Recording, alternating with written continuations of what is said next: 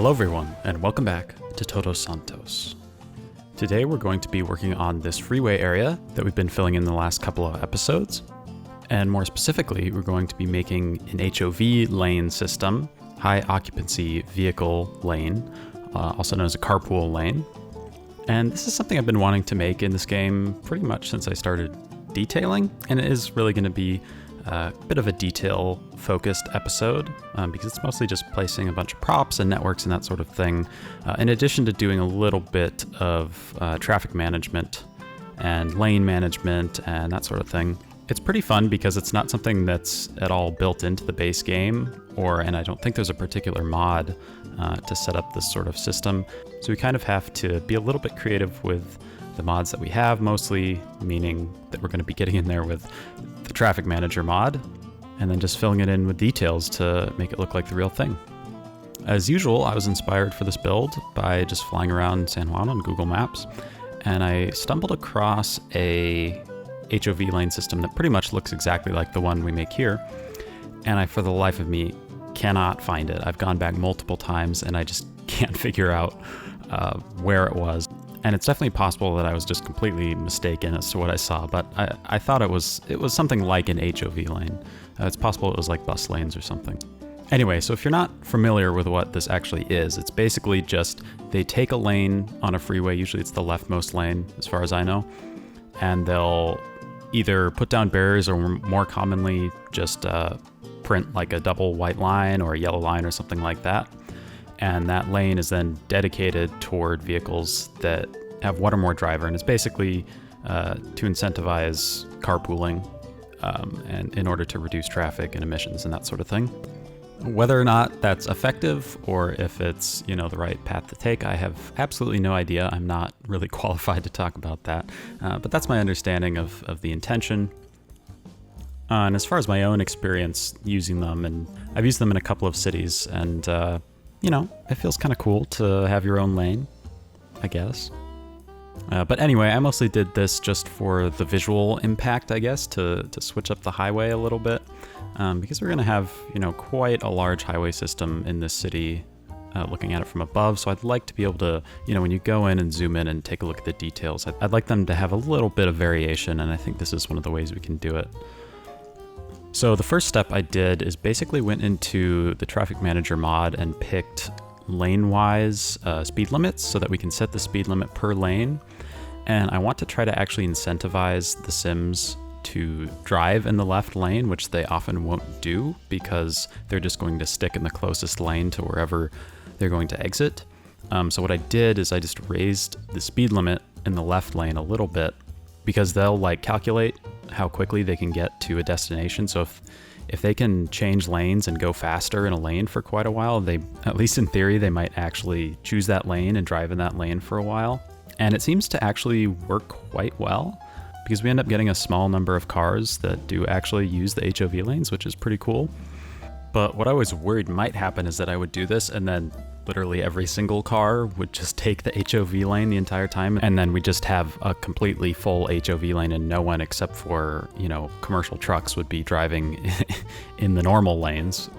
But thankfully that didn't happen, and it seemed to be a nice balance just to raise the speed limit by a little bit. Of course, it's also open to buses.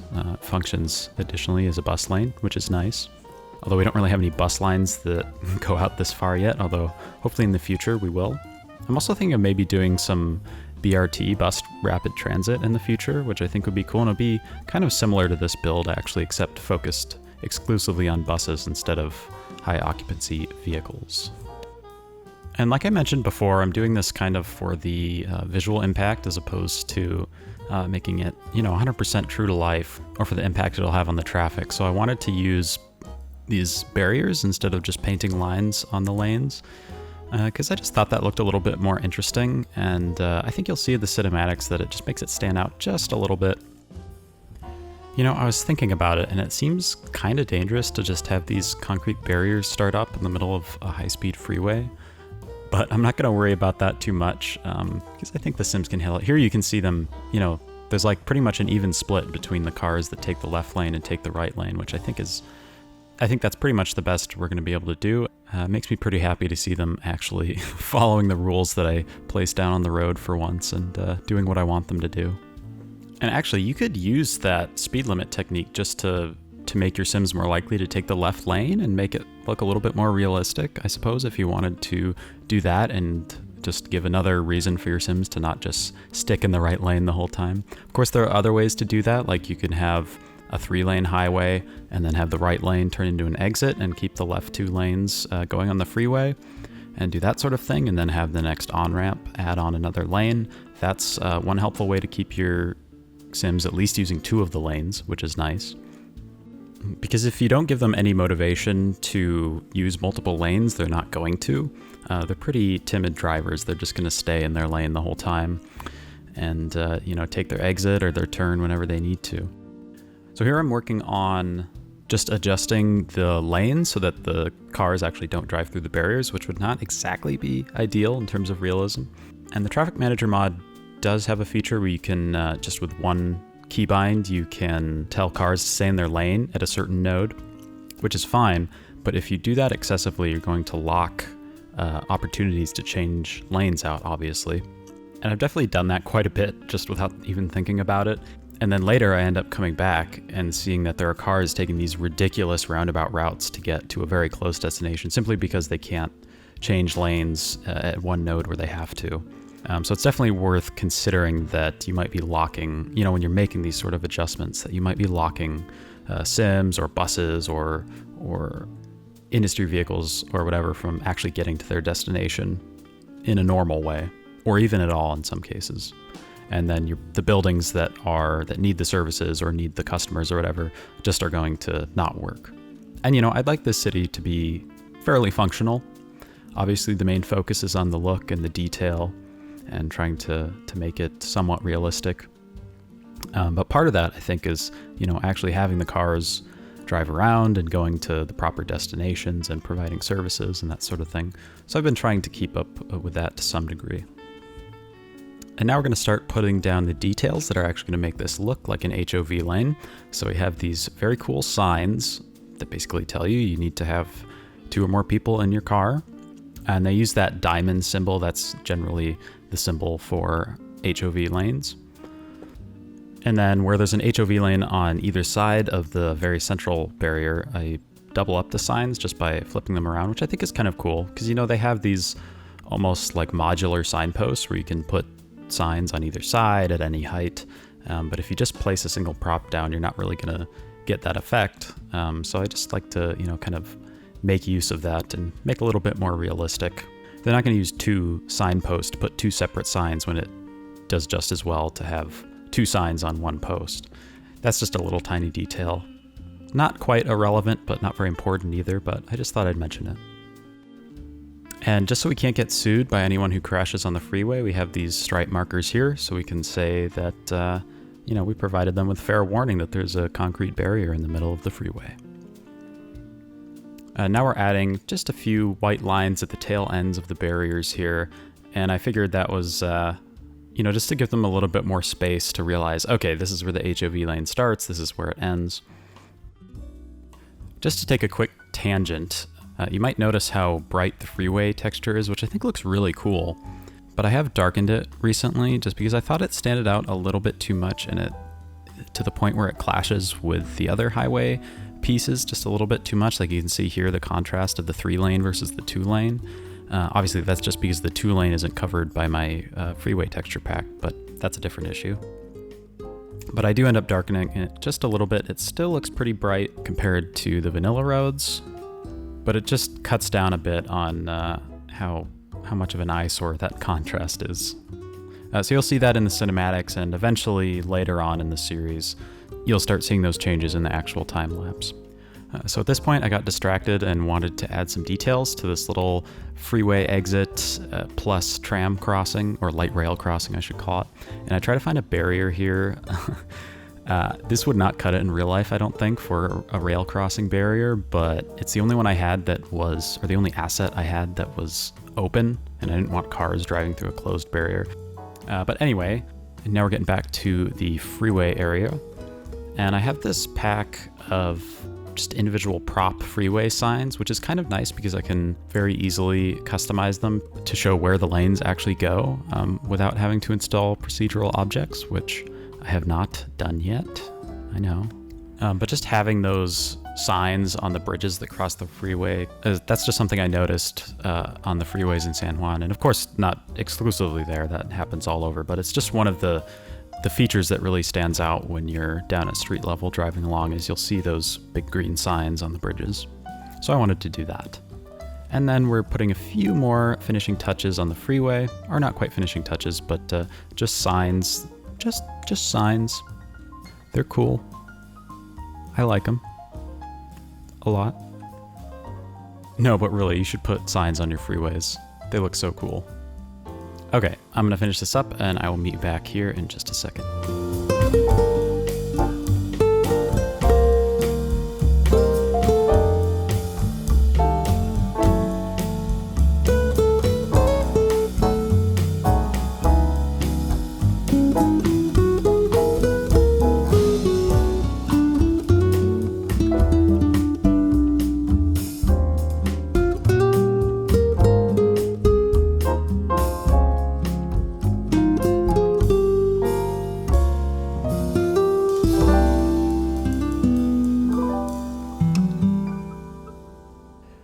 There was one thing I forgot to do to really make this into an HOV lane system, which is these decals that say only pool car. I know the intention is that you're going to read the word that's closest to you first as you're driving, and you're going to read it carpool only. And this is the same with things that say like stop ahead. Like I don't know about you, but I read them as like ahead stop, only pool car. It's not like I can't see the farthest word away from me when I'm reading the first word. Like I can see the whole thing at once, even when you're not looking at it from above, like when you're driving toward it. I just think it's a little silly. I'm sure there's data that says that it's more effective to do it that way and safer to do it that way, but it just always makes me laugh when I see those types of things. I actually lied. There's one more thing to really make this into an HOV lane system, which is these cameras. And I just use this random security camera asset. And basically that's just there to, it like takes a picture of you as you're driving by, or at least they're supposed to. And so if they find that you're in a car by yourself, you know, you get fined however much the fine is for misusing the HOV lanes. So this was a pretty quick, simple build. It ended up being a lot simpler and easier than I expected it to be for some reason. I don't know exactly what I expected. I love seeing those cars follow my rules. It's awesome. But yeah, it's something I always wanted to do, and I'm glad I did it. I don't know if we're going to be replicating this anywhere else in the city. Maybe, like I said, we might do bus rapid transit, which would be a similar build, but might be a little tougher to implement in terms of actually, you know, having bus routes that will take the freeway, but I'm sure we'll find a way if we end up doing that. Anyway, you may have noticed that it's not exactly the end of the episode. There's more to do on the freeway that's not directly related to the HOV lane system. We have barriers to put down, markings to put down, although I did cut the footage of me putting markings down because, well, they didn't look that good, for one thing. And for another thing, I come back and replace them with the intersection marking tool, which I downloaded quite a while after I actually did this build, but you'll see in the cinematics, you might see like at the corners of the frame, some of the work I did with that. I just didn't see a reason to include the footage of me putting down a bunch of decals. You've seen me do that before, and it ends up looking better with the intersection marking tool anyway. Unfortunately, I recorded quite a few episodes in between this one and when I actually downloaded the tool, in addition to Node Controller and some other cool mods. Those are going to show up, I think I can say, in 4 or 5 episodes from now. I think that's it. Don't quote me on that, but it's fairly soon, but you're still going to see some footage that's just, me living under a rock without intersection marking tool or a Node Controller. I know, it's really sad.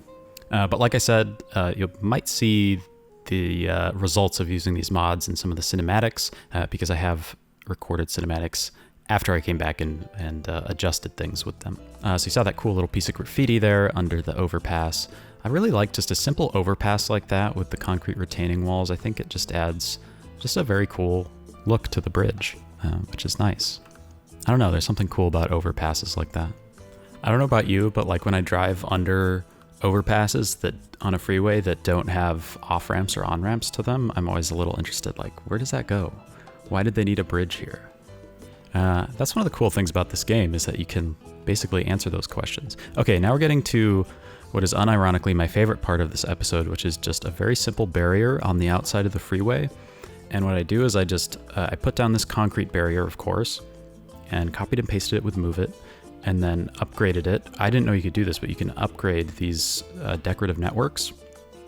And I just upgraded it to a chain link fence because I've seen some barriers like this in San Juan, and of course in other places as well, where it's just like a jersey barrier, a line of jersey barriers with fence sticking up out of it, which, I don't know, it has a nice urban look to it. So that's what I do here, and I'm really happy with how it looks and how dang easy it was to make. Now I'm just adding a few trees. I wanted to, obviously the last episode we put in all these low poly trees and the forest filler. I wanted to have some more detailed and nice looking trees by the freeway, so we have some palms, some oaks, and some other things. And I just like how the freeway ends up kind of going right through this thick patch of woods, and it almost feels like if you were driving there, you would be like in the city, and then for just a minute or two, you'd be in the forest and you'd emerge back out into the city. I think that's kind of a cool little spot to have in the middle of the city. Now I am desecrating everything I've done so far by putting a bunch of billboards down for the sake of realism. I'm lucky enough to live in a place where there are no billboards, so I don't really have to put up with their ugliness too much. But I just, it's worth it for the realism. And it's kind of like adding road signs, and then it just adds this kind of definition. And then I stumble across this absolutely amazing ad for a real Puerto Rican beer. And it's just so huge that I have to go downtown and put it on the side of this building. And I found another one as well, so we're putting that somewhere. I would not want to live in those apartments behind the billboard. I should probably apologize to those people for putting that there. And then while I'm at it, just continuing the tangent, putting up some more billboards.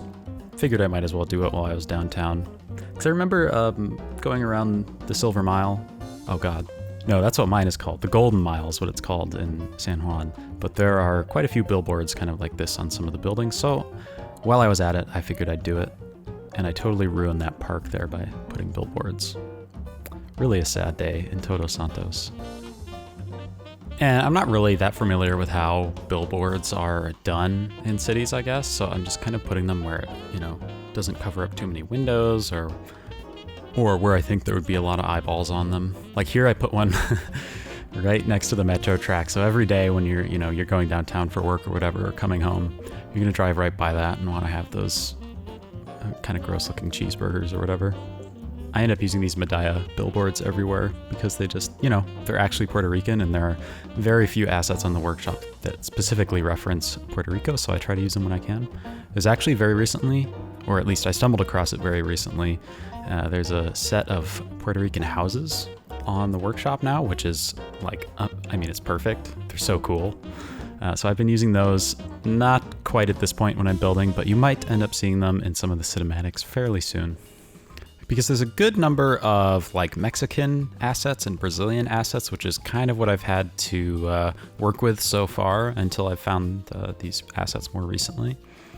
And they look generally similar, but they don't have some of the details that you get in Caribbean houses. And so it's just super cool to actually have these assets to work with finally. But I'm getting a bit ahead of myself now. We're finishing off with this very simple build. For some reason, I had it in my head that overpasses like this would sometimes have green fences, but I can't find any instance of that now going around Google Maps again. So we're just going to stick with it as something that's from my imagination. And I don't know, I think it looks kind of cool. And I think they just add a bit of character to the freeways, which is really what this episode is all about. It's just making the freeways a little more distinctive and interesting. And and then I just copy and paste it over here. It's a lot more complicated than that should be because they all get messed up by the terrain, and I have to even them all out and then line them up with this. I don't know why this was so hard for me to do this time, but it gets done, so that's cool. So I just speed up through that tedium, and we get to the very last part of the episode where we're just going to add a few more details. I wanted the overpasses to look a little different in different areas, so I just used this kind of more sloped and curved, and even though it's a slightly more interesting asset, I still think I prefer just that blocky one made with retaining walls. Plus it's more fun to make than just copying and pasting an asset. But anyway, put that there, put down a few trees, put down a few more guardrails, and that's the end of the episode. Thank you so much for watching, and I cannot wait to see you on the next episode of Todos Santos. Bye.